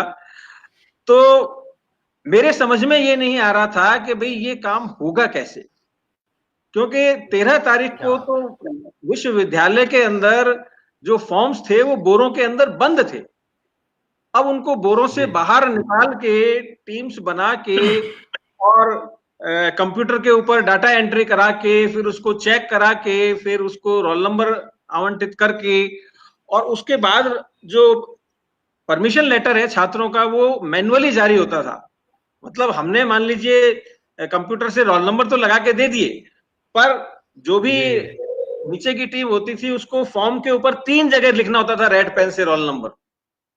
तो मुझे पहली बार महसूस हुआ कि फरवरी जो 28 दिन की होती है वो बहुत छोटी है, क्योंकि वो फरवरी का महीना था। 1 मार्च से हमारी परीक्षाएं शुरू होनी थी और 28 हमें दिखती थी। तो पहली बार मुझे लगा कि हमारा जो फेलियर है वो बिल्कुल निश्चित है।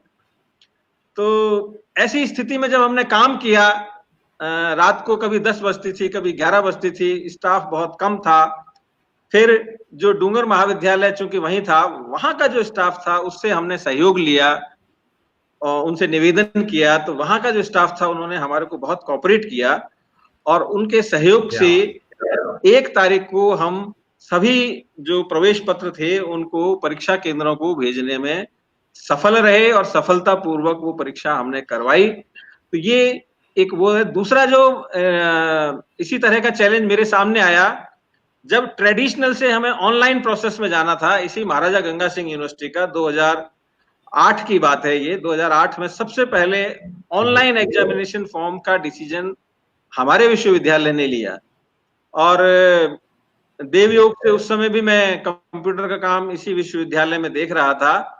तो माननीय कुलपति महोदय से निवेदन किया कि साहब, ये जो मैनुअल अपन करते हैं इसमें काफी त्रुटियां रह जाती हैं और चैलेंजेस भी रहते हैं, टाइम भी लगता है, तो क्यों ना हम इस फॉर्म को ऑनलाइन कर दें। तो एक रजिस्ट्रार साहब थे, वो मेरे साथ थे, वो इस पक्ष में थे। कुलपति जी तो वॉच कर रहे थे कि क्या निर्णय लेना है कि नहीं लेना है।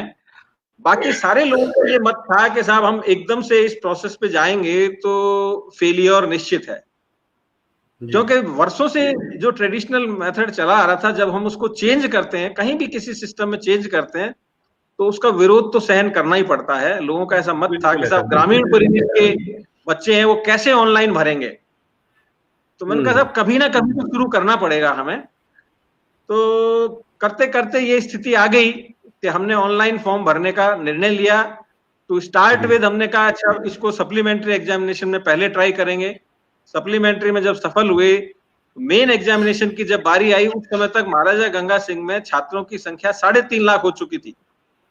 तो 3.5 लाख बच्चों की क्वेरीज, और पहले साल में ई मित्रा वालों की और बच्चों की क्वेरीज जो मेरे पास आती थी, 24 घंटे मेरा जो मोबाइल है वो लगातार बजता रहता था। ऑलमोस्ट ऑल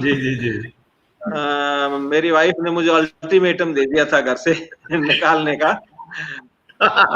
मुझे बड़े धैर्य से सबको सुनना भी पड़ता था, क्योंकि ये इसमें मेरी पहल थी, और जब मेरी पहल थी तो मेरे को ज्यादा क्वेरीज जो बच्चों की थी मित्रा वालों की, और पहले साल क्वेरीज ज्यादा आती हैं, ये एक नेचुरल सी बात भी है।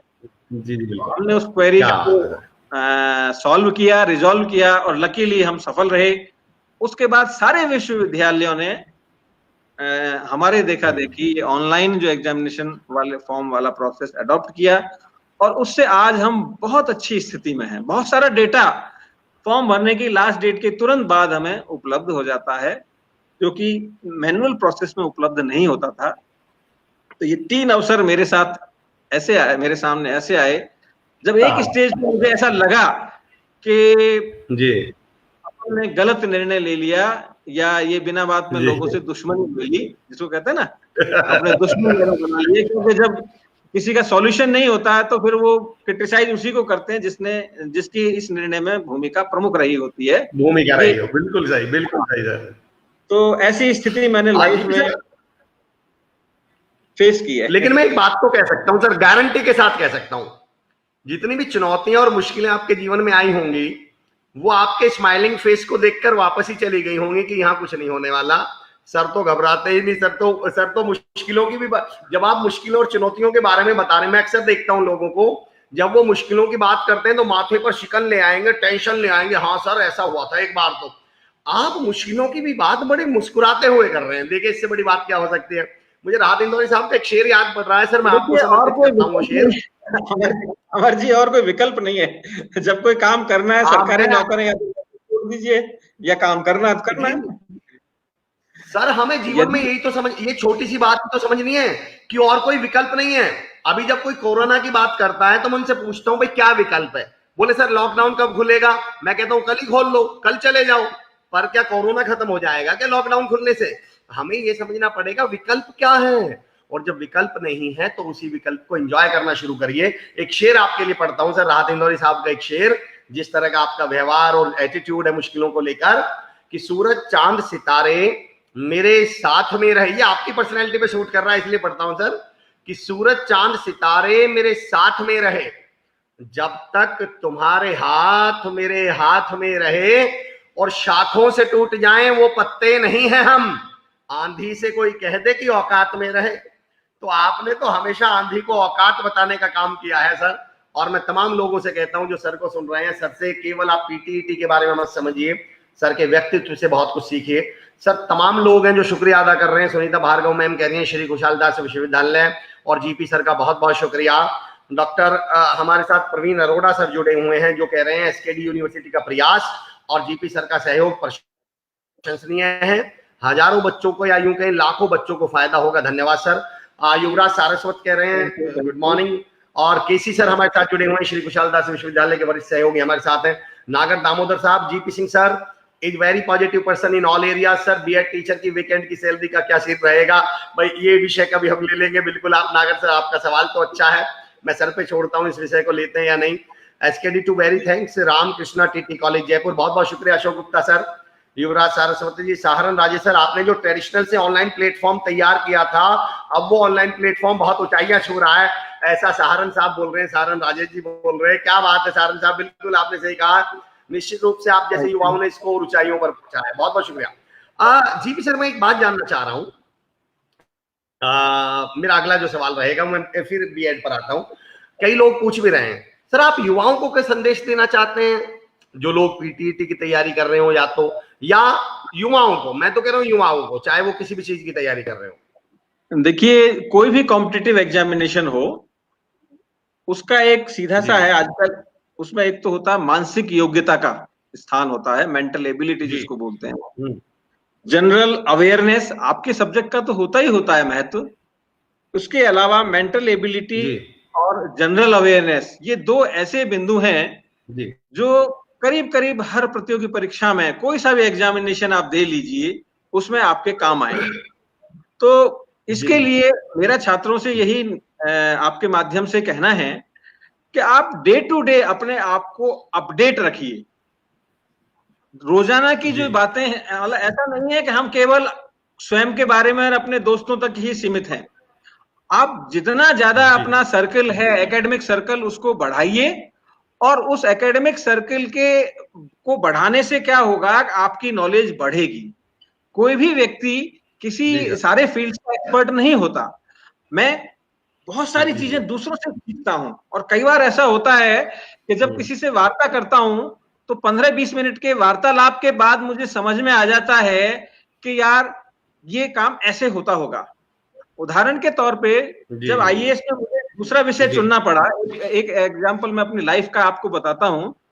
आईएएस में जब मुझे दो विषय होते थे उस जमाने में, 1986 की मैं बात बता रहा हूं, तो मेरे सामने ये चुनौती थी कि मैं साइंस का दूसरा विषय लूं, फिजिक्स तो एक था ही था, या आर्ट्स का, जैसा कि लोग क्या करते थे, पब्लिक एड ले लेते थे, या इंटरनेशनल लॉ ले लेते थे, या हिस्ट्री ले लेते थे, या दूसरा कोई। तो मैंने यहाँ बहुत सारे टीचर्स से जो थे उनसे डिस्कस किया। तो हमारे यहाँ जो हिस्ट्री के प्रोफेसर्स थे, उनसे मैंने जब सलाह की, तो मुझे चूंकि विज्ञान का विद्यार्थी था, तो आर्ट्स के विषयों का इतना ज्ञान नहीं था। तो उन्होंने कहा नहीं, हिस्ट्री ले लो। मैंने कहा मैंने तो लाइफ में कभी हिस्ट्री पढ़ी नहीं है, सीधा आईएएस का एग्जाम दूंगा। तो कहते नहीं, ऐसी बात नहीं। तो उन्होंने मुझे 4-5 जो रोमिला थापर, आज भी मुझे याद है, इस तरह के 4-5 ऑथर्स बताए कि ये इन किताबों को आप पढ़िए। वो उन्होंने लाइब्रेरी से मुझे दी, मैंने उनको 10-15 दिन पढ़ा, फिर उसके अपने हिसाब से नोट्स बनाए, क्योंकि बहुत लंबी चौड़ी बातें तो ना तो साइंस के विद्यार्थी के रूप में मुझसे होती है, ना ही मैं कर पाता हूं। तो अपने हिसाब से मैंने नोट्स बनाए।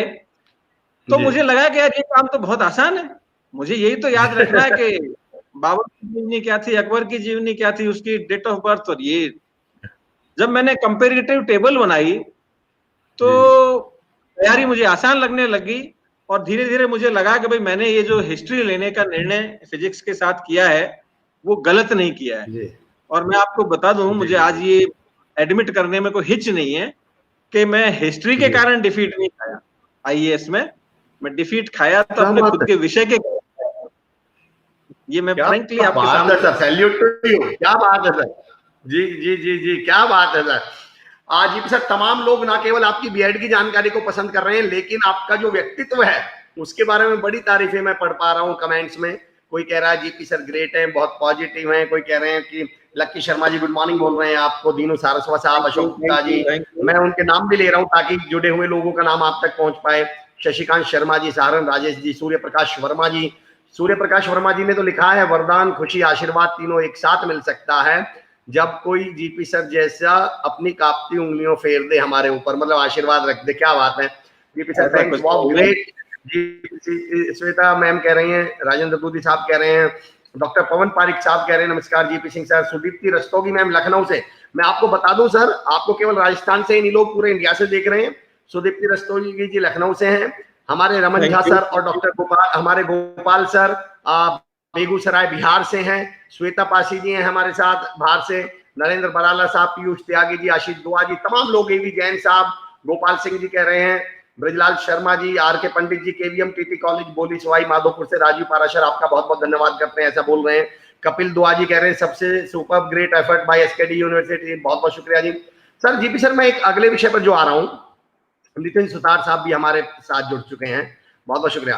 सर जीपी सर, मेरा एक विषय ये भी था, जब अभी आप बात भी कर रहे थे, आपने 2008 में ऑनलाइन के बारे में सोच लिया था, तो कहीं ना कहीं आप एक विजनरी पर्सनैलिटी मुझे जो लग रहे हैं, काफी लोग यहाँ लिख भी रहे हैं। क्या आपको उस समय ऐसा एहसास हुआ था कि आने वाला समय ऑनलाइन का होगा, आने वाला समय इंफॉर्मेशन टेक्नोलॉजी का होगा? बिल्कुल होगा सर, क्योंकि अभी जो जी। परिस्थितियां बन रही हैं, आईटी सेक्टर में काफी संभावनाएं हैं। और वो जो जी जी जी निर्णय हमने 2008 में लिया था, वो इसलिए लिया था कि पहले जो हमारे कॉलेजेस थे, उनसे ड्राफ्ट से फीस यूनिवर्सिटी में आया करती थी।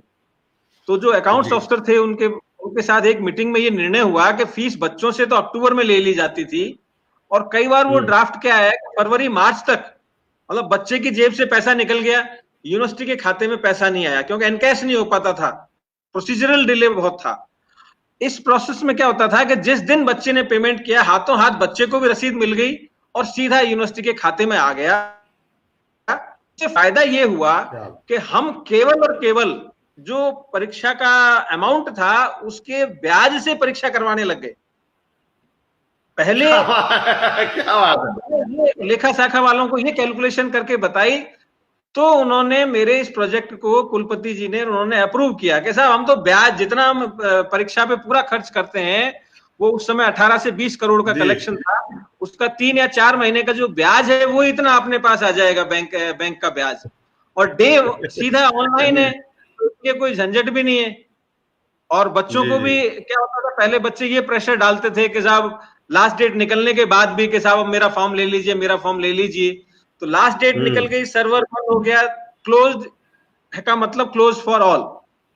तो जी ये जो जी क्या म्यूजिक था, उस म्यूजिक को भी हम फेस करने में सफल रहे, इसलिए ऑनलाइन का प्रस्ताव था जो मान लिया गया। और इसीलिए मैं आईटी सेक्टर में जो आगे की संभावनाएं हैं वो देख रहा हूं कि अगर इसका हिंदुस्तान में सही सही उपयोग किया जाए तो अभी बहुत पोटेंशियल है, और बहुत सारे क्षेत्र ऐसे हैं जहां तक अभी ये नहीं पहुंचा है। इसका एक जीता जागता उदाहरण ये भी हो सकता है सर, श्री कुशालदास विश्वविद्यालय 1.5 महीने से ऑनलाइन मोटिवेशन, पॉजिटिविटी और इन्फॉर्मेशन पे काम कर रही है, और तकरीबन सर हमारी जो इन्फॉर्मेशन या वीडियोज पहुंचे हैं वो तकरीबन 9.5 लाख लोगों तक पहुंचे हैं। क्या वो फिजिकली संभव थे? अगर हम ऑनलाइन का सहारा ना लेते और इन हालात में, लॉकडाउन में, क्या फिजिकली कहीं तक पहुंच पाना संभव था?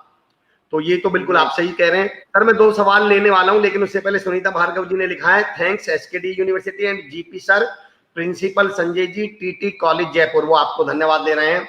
Special thanks to SKD university and GP sir. Sunita Bhargava ji, online exam का भी शेयर भी आपको मिले। एक महत्वपूर्ण बात, क्योंकि समय की शायद सीमा हो आपके साथ, एक महत्वपूर्ण बात मैं आपको और शेयर करना चाहता हूं, बच्चों के हित की है, कि जब भी काउंसलिंग के लिए हम कॉलेज का ऑप्शन भरने के लिए बच्चों को कहें, तो बच्चों को ज्यादा से ज्यादा कॉलेज सेलेक्ट करने हैं। नॉर्मली क्या होता है कि वो ये काम ई मित्रा वालों के ऊपर छोड़ देते हैं, और वो ई मित्रा वाले क्या करते हैं, 1 या 2 कॉलेज टिक करके, और फिर एक ऑप्शन आता है anywhere in Rajasthan, option click कर देते हैं, और उससे क्या होता है, बच्चों को मन चाहा कॉलेज नहीं मिल पाता।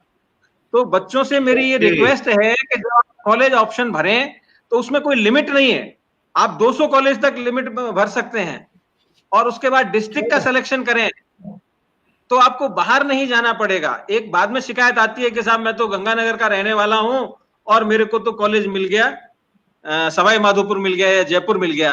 तो पहले से ही अगर आप अपनी प्रेफरेंस काउंसलिंग में रखेंगे तो आपका प्रवेश भी हो जाएगा इजीली, और आपको उस कॉलेज को आवंटित करने में कंप्यूटर या सॉफ्टवेयर को कहीं कोई दिक्कत नहीं होगी, क्योंकि ये जो कॉलेज का आवंटन है वो मेरिट कम आपकी कॉलेज चॉइस कम कैटेगरी, आप किस श्रेणी के हैं, आपका पीटीईटी का स्कोर क्या है, और आपकी कॉलेज की चॉइस क्या है।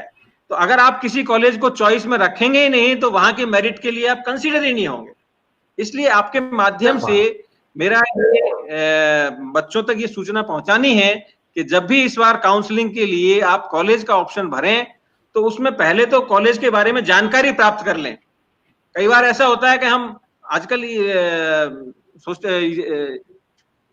इंटरनेट का जमाना है, तो इंटरनेट के जमाने से लोकेशन ट्रेस करके किसी भी कॉलेज के बारे में पता किया जा सकता है कि वो कहाँ है, मेरे निवास स्थान से कितनी दूर है। तो ऐसी पहले से ही वो, अब लॉकडाउन का फायदा उठाएं, हमें समय मिल रहा है तो पहले से लिस्ट तैयार कर लें। ऐसा नहीं है कि साहब एग्जाम हो जाएगा, जब रिजल्ट आएगा जब करेंगे। आप अभी से तैयारी कर लीजिए। 100 कॉलेजों की, 50 कॉलेजों की लिस्ट बना लीजिए कि साहब इन 50 कॉलेजों में छात्रों के साथ इस तरह की, इस कारण से जो पिछड़ जाते हैं, अज्ञानतावश जो पिछड़ जाते हैं, वो नहीं पिछड़ेंगे। क्या बात है सर। प्रतीक गर्ग साहब लिख रहे हैं कि एसकेडी यूनिवर्सिटी और जीपी सर को, प्रतीक गर्ग, केबीएम टीटी कॉलेज, बोली सवाई माधोपुर, आपका बहुत बहुत धन्यवाद। प्रतीक सर, मैं भी आपका बहुत बहुत शुक्रिया अदा करता हूं। सर सुदीप्ति मैम लिख रही हैं, थैंक्स टू एसकेडी श्री कुशालदास विश्वविद्यालय, जिसके कारण जीपी सर से जैसी हस्तियों से हमें मिलने का मौका मिल रहा है।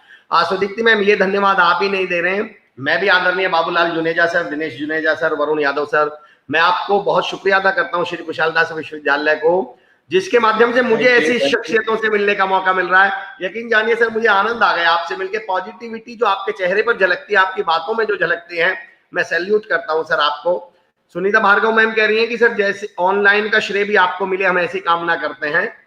और respected GP sir, Vidyagram TT college Chomu Jaipur से नागर दामोदर साहब आपको धन्यवाद दे रहे हैं सर, बहुत बहुत शुक्रिया। मैं सर एक सवाल और लेना चाह रहा हूं, विकास कुमार जी का सवाल है और एक सवाल युवराज जी का भी है। अब युवराज का सवाल आपसे कनेक्टेड है या नहीं सर, आप एक बार देख लीजिएगा। वो कह रहे हैं बीएससी, एमएससी, एमए, बीकॉम, इन सब के एग्जाम्स कब तक होंगे? ये क्या आपके दायरे में अगर ये जवाब आता हो तो आप सर, अगर मेरे अधिकार क्षेत्र में तो नहीं है, फिर भी सरकार ने इसके लिए जो परीक्षा समिति, 3 कुलपतियों की एक समिति बनाई थी, अपनी जानकारी के आधार पर बता रहा हूं मैं। उस समिति ने ये निर्णय किया था कि अंतिम वर्ष की जो परीक्षाएं हैं, जैसे BA, BSc, BCom final year और MA, MSc, MCom final year, उनकी परीक्षाएं संभवतः जून महीने में होंगी। और जो प्रीवियस की परीक्षाएं हैं या पार्ट 1, पार्ट 2 की परीक्षाएं हैं, वो संभवतः जून के पश्चात, जुलाई या अगस्त। क्या बात, मैं ये भी ये बहुत महत्वपूर्ण जानकारी आपके माध्यम से सर, हाँ वो मैटर करेगी। बहुत महत्वपूर्ण जानकारी आपके माध्यम से मुझे मिली है। और जो आपने पीछे कहा था सर, वो बहुत महत्वपूर्ण जानकारी थी। जितने लोग फॉर्म भरते हैं, कृपया स्कूल, आप कॉलेजेस 200 तक भी भर सकते हैं, 2-3 कॉलेज लिखकर ना छोड़ें। वो बहुत महत्वपूर्ण जानकारी थी, आप उसको समझने की कोशिश करिएगा। और एक दरख्वास्त मैं आप तमाम लोगों से करता हूं दोस्तों, इसे मेरी पर्सनल रिक्वेस्ट मानिएगा। ये वीडियो मैं श्री कुशालदास विश्वविद्यालय की वजह से नहीं बोल रहा हूं, मैं ये वीडियो ये बोल रहा हूं, इसको आप वीडियो खत्म होने के बाद भी शेयर करिए। इस सूचना, इस इंफॉर्मेशन, इस जानकारी का पहुंचना लोगों तक बहुत आवश्यक है, वो उनके जीवन में बहुत महत्वपूर्ण रोल अदा कर सकती है।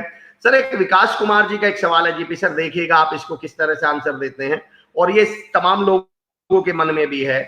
सर आपके हिसाब से पोस्ट कोरोना, पोस्ट कोविड जो जीवन होगा, जो दुनिया होगी, जब ये कोरोना खत्म हो जाने वाला है, लॉकडाउन खुल जाने वाला है, तो उसके चलते आगे किस तरह की वैकेंसी जा सकती हैं, किस तरह की अपॉर्चुनिटी जा सकती हैं, क्या उस पर आप कुछ प्रकाश डाल सकते हैं अपने अनुभव के आधार पर?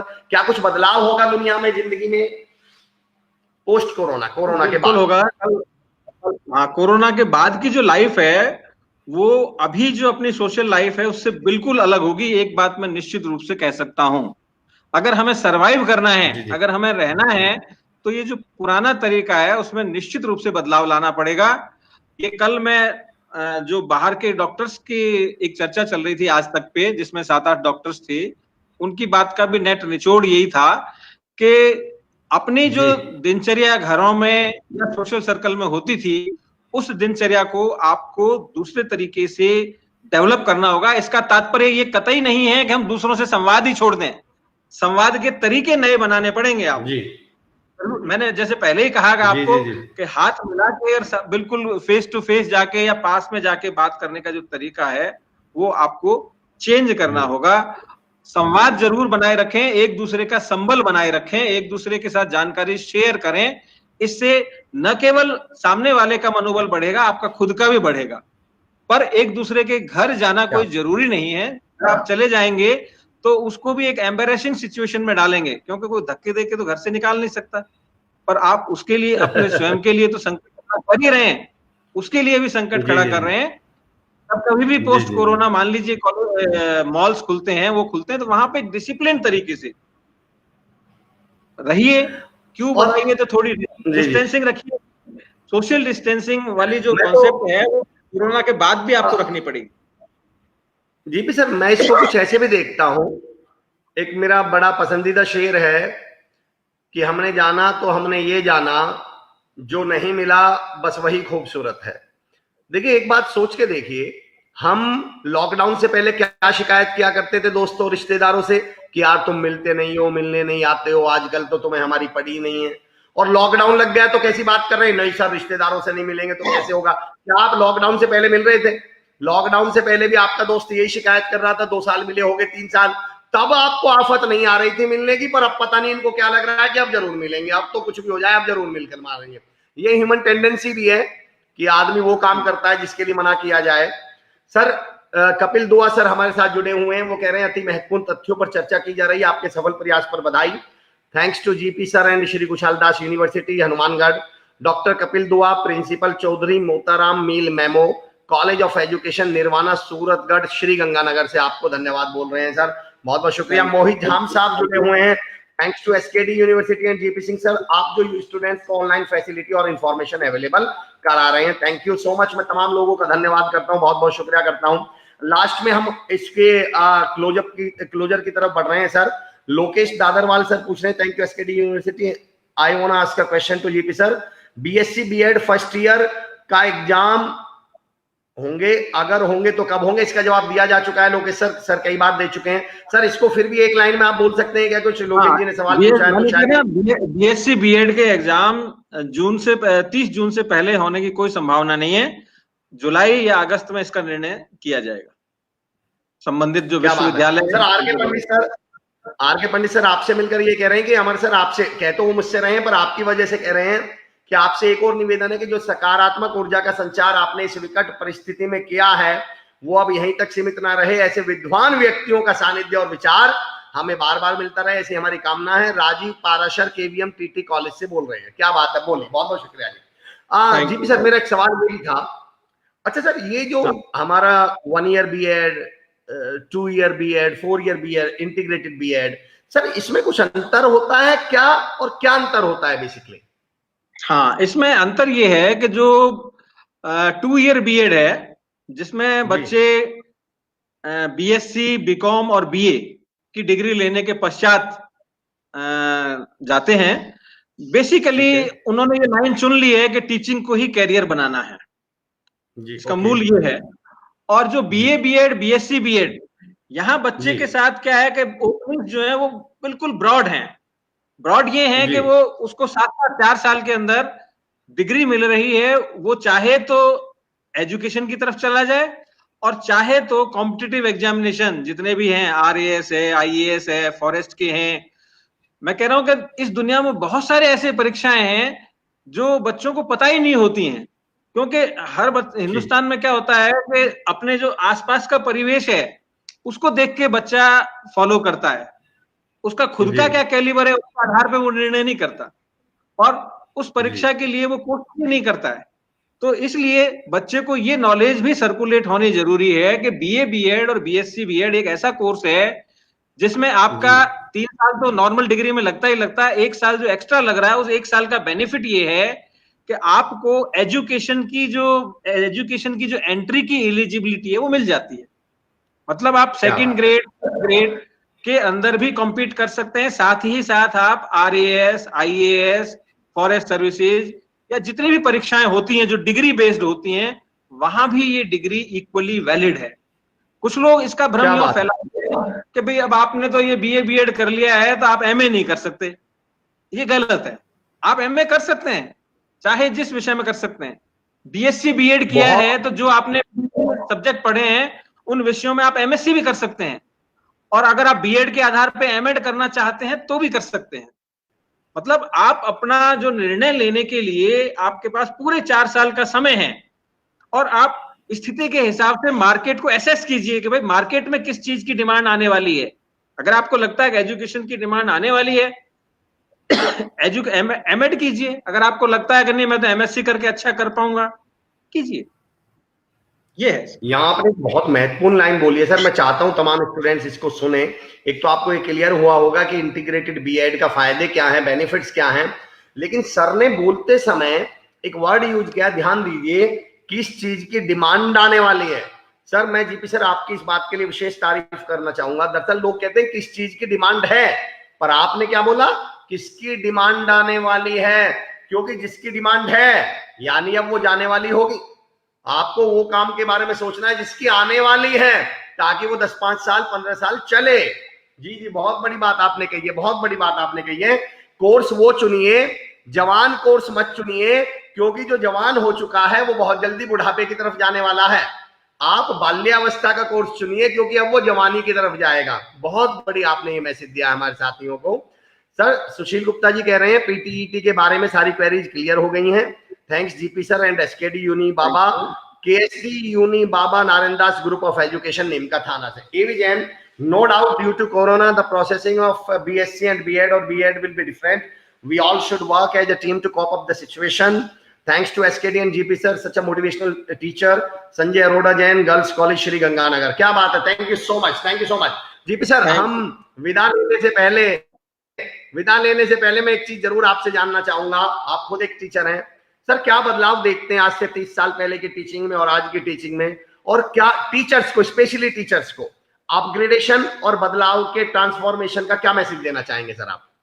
देखिए, टीचर को हमेशा जो नॉलेज है उससे अपडेट करते रहना पड़ेगा। जैसे मैं अपना ही उदाहरण दे रहा हूं, हमने जब एमएससी की थी उस समय इलेक्ट्रॉनिक्स जो है वो बहुत पुरानी इलेक्ट्रॉनिक्स थी। उसको अगर आज की इलेक्ट्रॉनिक्स से कंपेयर करें तो जीरो है। जो हमने पढ़ा था वो आजकल बच्चे 10वीं 11वीं में पढ़ लेते हैं, जो हमने एमएससी में पढ़ा था। अब 2 ऑप्शन है, चूंकि मैं तो नौकरी लग गया, अब मुझे क्या चिंता है, मेरी सरकार तनख्वाह तो कम करने वाली है नहीं। मैं अगर अपने आप को अपडेट नहीं करूंगा तो मेरा काम निकल जाएगा, और कर लूंगा तो मैं कम से कम छात्रों के सामने अपने आप को प्रेजेंट करते समय एक कॉन्फिडेंस के साथ प्रेजेंट कर पाऊंगा। ये फर्क होता है। समय के साथ एक टीचर को हमेशा जो करंट में हो रहा है उसका ज्ञान लेते रहना चाहिए। जैसे हमारे टाइम में ये जो फोटोनिक डिवाइसेज हुआ, इंटीग्रेटेड सर्किट डिवाइसेज हुआ, कंप्यूटर हुआ, मैं आपको बता दूं कि जब शुरू में हमारे यहाँ 89-90 के अंदर कंप्यूटर आया था तो 286, 386, 486, जो आजकल के बच्चों को ऐसा खिलौना लगता है कि साहब ये भी कोई कंप्यूटर होता है क्या। अब आजकल तो सीधे सीधे बच्चा जन्म लेते ही सीधे फेसबुक और व्हाट्सएप की बात करता है। तो ये जो चीजें हैं इसके साथ हमें फेज, जिसको कहते हैं ना साइंस की भाषा में, फेज बना के चलना पड़ेगा। जब ही हमारी सोसाइटी में वक्त रहेगी, अदरवाइज हमारी वक्त नहीं रहेगी। जी जी जी जी जी। मेरे बड़े भाई मुझसे एक लाइन बोला करते थे सर, वो मुझे याद आ गया, इस बात पर मैं समर्पित करता हूं आपको, कि बढ़िया से खूब, खूब से बेहतर तलाश कर, और दरिया अगर मिले तो समंदर तलाश कर। दरिया मिल जाने का अर्थ ये नहीं है कि अब आप दरिया पर बैठ जाएं। दरिया अगर मिले तो समंदर तलाश कर अपने आप को अपग्रेड करते रहिए, आगे बढ़ते रहिए। जीपी सर मैं कंक्लूजन की तरफ बढ़ रहा हूं। आशीष दुआ साहब बहुत बहुत धन्यवाद। सवाल जो आपने पूछा है सर उसका आंसर दे चुके हैं। उनका जवाब ये है सर, MGSU बीकानेर की बीएड की परीक्षा कब तक हो सकती है? तो मैं समझता हूँ सेम आंसर होगा जो आप दे चुके हैं। बिल्कुल। विकास कुमार साहब thank you so much, very good sir, PTET information. R K Pandit साहब कह रहे हैं केवीएम टीटी कॉलेज बोली सवाई माधोपुर महाविद्यालय परिवार और निदेशक महोदय की तरफ से आप सभी को धन्यवाद। बलदेव कुमार सेवका साहब ये कह रहे हैं सर कि आशा, ये हमारे रेगुलर हम लोग साथ में जुड़ते हैं, बलदेव सर हमारे साथ हमेशा जुड़े होते हैं। आशा करते हैं कि जब पीटीईटी एग्जाम की तारीख घोषित हो जाए तो एक संवाद दोबारा इसी तरह किया जाए, ताकि लोगों का मनोबल दोबारा बढ़े, उनको सूचना मिल सके। बिल्कुल बलदेव सर, अगर जेपी सर समय निकाल पाएंगे तो हमारा सौभाग्य होगा कि हम जेपी सर से दोबारा मुलाकात करें। अशोक गुप्ता जी कह रहे हैं thank you GP sir, Ramakrishna TT college Sanganer Jaipur. Ramesh Nagaru sir मेरे चाचा जी भी हैं, मेरे मित्र हैं, विकास नागरू उनके पापा जी हैं, आपका आशीर्वाद, thank you so much. Dinu Saraswat साहब कह रहे हैं great GP sir and Amar sir, thank you so much. मैं कंक्लूजन की तरफ बढ़ते हुए जीपी सर, श्री कुशाल दास विश्वविद्यालय हनुमानगढ़ मैनेजमेंट आदरणीय बाबूलाल जुनेजा सर जो प्रेसिडेंट है ट्रस्ट के, दिनेश जुनेजा सर जो कि चेयरपर्सन है, Varun Yadav sir director sir, Krishna Yadav ma'am, तमाम श्री कुशाल दास विश्वविद्यालय हनुमानगढ़ की पूरी टीम की तरफ से आपको, खास तौर से पूरे राजस्थान के लोगों की तरफ से, पूरे हिंदुस्तान के लोगों की तरफ से, और मैं अपना सौभाग्य मानता हूं सर मुझे आप जैसी शख्सियत से मिलने का मौका मिला है। मेरी जिंदगी में बहुत पॉजिटिविटी आई है। मैं ये सोचता था कि इतने बड़े पद पर बैठने वाले व्यक्ति शायद, देखिए माफी के साथ लेकिन एक बात कह रहा हूं कि मुझे इतनी खुशी हो रही है कि आपको इनसे ज्यादा चिंता आपको है। ये दिखाता है जिम्मेदार होना किसको बोलते हैं, जिम्मेदारी लेना किसको बोलते हैं। मैंने आपसे आज एक सबक सीखा है कि जब जिम्मेदारी आ जाए तो ऑनरशिप ले लीजिए, फिर उसके प्रति पूरे जवाबदेह बन जाइए। बहुत बहुत शुक्रिया सर, बहुत बहुत धन्यवाद। नागर दामोदर साहब कह रहे हैं let's of thanks all, please keep it up in the another day. कल हम एक और नई शख्सियत से मुलाकात करेंगे। मैं श्री कुशाल दास विश्वविद्यालय की तरफ से फिर आपका धन्यवाद करता हूं। मैं तमाम लोगों से ये भी दरख्वास्त करता हूं, आप श्री कुशाल दास विश्वविद्यालय के पेज को विजिट कर सकते हैं, फेसबुक पेज को, आप वहां पर भी जानकारियां ले सकते हैं, फोन कर सकते हैं, यहाँ पर आपको मिल जाएगा। जीपी सर बहुत बहुत धन्यवाद, आपसे मुझे व्यक्तिगत मिलने का भी मौका चाहिए सर। बहुत बहुत धन्यवाद आपका और मैनेजमेंट का कि मुझे अवसर दिया सबसे संवाद करने का। थैंक यू सर मैं आपसे व्यक्तिगत तौर से भी मिलना चाहूंगा, मैं बड़ा प्रभावित हूं आपसे, तो अगर कभी ऐसा मौका मिला तो आप मुझे इजाजत दीजिएगा मिलने की, समय दीजिएगा मिलने का। पहले तो हम सब मिलके दुआ करें कि इस कोरोना नामक जो महामारी है उससे जल्दी विजय पाके और वापस से बिल्कुल आने स्थिति में आ जाएंगे। धन्यवाद, थैंक यू। जी सर, बिल्कुल, बहुत बहुत शुक्रिया, थैंक यू सो मच। कल मिलते हैं एक नई शख्सियत के साथ दोस्तों, कल 10 बजे, तब तक के लिए अलविदा। मिलते हैं कल सोमवार 10 बजे। Thank you so much. आप श्री कुशाल दास विश्वविद्यालय के फेसबुक पेज को विजिट कर सकते हैं, वहां पर किस तरह integrated B Ed, BSc, BCom, BA, B Ed के भी कोर्सेज वहां पर अवेलेबल हैं, पीएचडी है, तमाम वो कोर्सेज जो हनुमानगढ़ी आसपास नहीं है, वो आदरणीय है Babulal Juneja sir, Dinesh Juneja sir, Varun Yadav sir के विजनरी सोच ने श्री कुशाल दास विश्वविद्यालय में उस तरह के तमाम कोर्सेज वहां पर अवेलेबल हैं। आप एक बात तो दोस्तों समझ ही चुके होंगे कि जो यूनिवर्सिटी, जो मैनेजमेंट इन विषम परिस्थितियों में अपने लोगों के लिए इतना कर सकता है, सोच के देखिए वो अपने स्टूडेंट्स के लिए कितने एक्स्ट्रा माइल जाकर कितने एक्स्ट्रा एफर्ट लगाते होंगे। और अगर ऐसी यूनिवर्सिटी में पढ़ने का हमें सौभाग्य मिले तो मैं बहुत बहुत शुक्रिया अदा करता हूँ श्री कुशाल दास विश्वविद्यालय का। Piyush Tyagi sir, thank you so much for being here. Sunita Bhargava ji, team को भी thanks. Babulal Devendra ji, thanks a lot. SKD and GP sir, मेरी तरफ से भी बहुत बहुत। Ashish Dua ji, thanks a lot sir for your great. मैं तमाम सुनने वालों का धन्यवाद करता हूं और रिक्वेस्ट करता हूं दोस्तों, बाद में भी आप इसको शेयर कीजिएगा ताकि ये महत्वपूर्ण जानकारी लोगों तक पहुंच सके। R K Pandit sir, thank you. Ashok Gupta ji, thank you. Prateek Garg sir, thank you so much. Virendra Pratap Singh Rathore साहब टिब्बी से हैं, बहुत बेहतरीन शख्सियत हैं, कल उनका मैसेज मेरे पास आया, बहुत बहुत शुक्रिया वीरेंद्र सर। आइए दोस्तों, नमस्कार करते हैं, मिलते हैं कल 10 बजे एक नई शख्सियत के साथ। तब तक बहुत बहुत शुक्रिया, बहुत बहुत धन्यवाद। श्री कुशाल दास विश्वविद्यालय से जुड़े रहें, जानकारी इकट्ठा रहें, स्क्रीन पर नंबर चल रहे हैं, आप वहां पर कॉल कर से डिटेल ले सकते हैं। नितिन सुतार साहब, एसकेडी यूनिवर्सिटी में स्टडी करना मेरा सौभाग्य है। नितिन, मैं आपसे आते ही मुलाकात करूंगा, बहुत इंप्रेसिव लगता है मुझे आपको देखकर, आप रेगुलर यहाँ पर बने रहते हैं, तमाम स्टूडेंट्स हमसे जुड़े हुए होते हैं। बहुत बहुत शुक्रिया, बहुत बहुत धन्यवाद, थैंक यू सो मच, जय हिंद।